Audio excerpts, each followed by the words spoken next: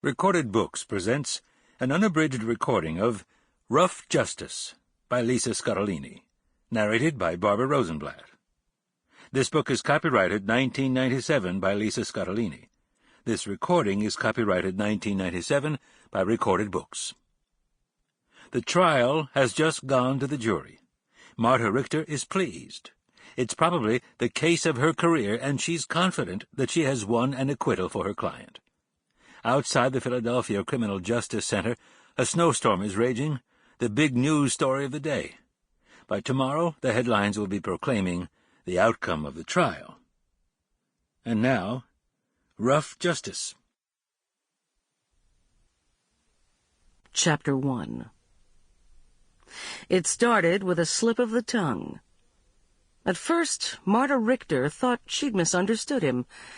She felt exhausted after the 2-month murder trial, and couldn't always hear her client through the thick, bulletproof window. "You mean you struggled in his grasp?" Marta corrected.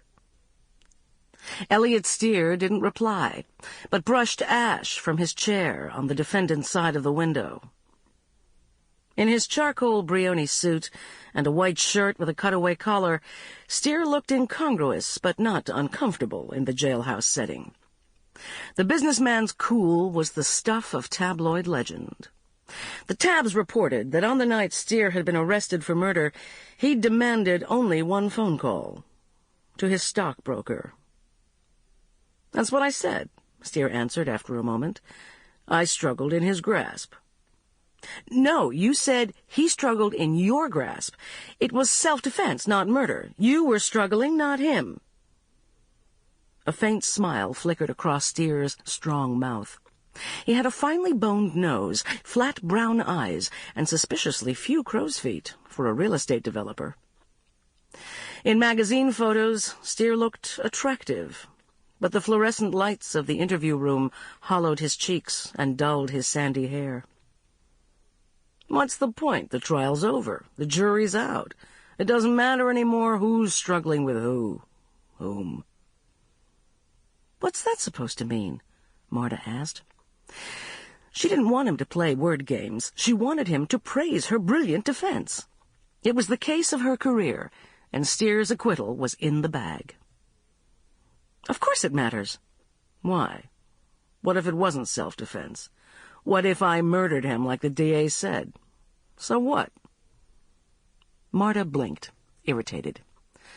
"But that's not the way it happened. He was trying to hijack your car. He attacked you with a knife. He threatened to kill you. You shot him in self-defense." "In the back of the head?" "There was a struggle. You had your gun and you fired." Without realizing it, Marta was repeating the words of her closing argument. The jury had adjourned to deliberate only minutes earlier. "You panicked in fear of your life." "You really bought that?" Steere crossed one long leg over the other, and a triangle of tailored pant flopped over with a fine pressed crease. "In fear of my life?" "I stole that line from a cop show, the one where everybody smokes. You know the show?" Marta's mouth went dry. She didn't watch TV, even when she was on. Another television lawyer with wide-set blue eyes and chin-length hair highlighted blonde.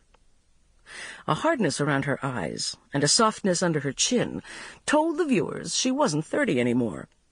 Still, Marta looked good on the tube and knew how to handle herself. Explain the defense in a soundbite and bicker with the prosecutor. Wrap it up with wit. Smile for the beauty shot. "What is this, a joke? What's TV have to do with anything?" "Everything. My story, my defense, was fiction. Rich white guy, carjacked by poor black guy.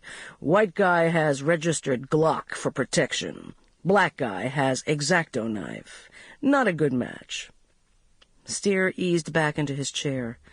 The jury bought it because it was what they expected, what they see on TV. Marta's lips parted in disbelief. The news struck like an assault, stunning and violent.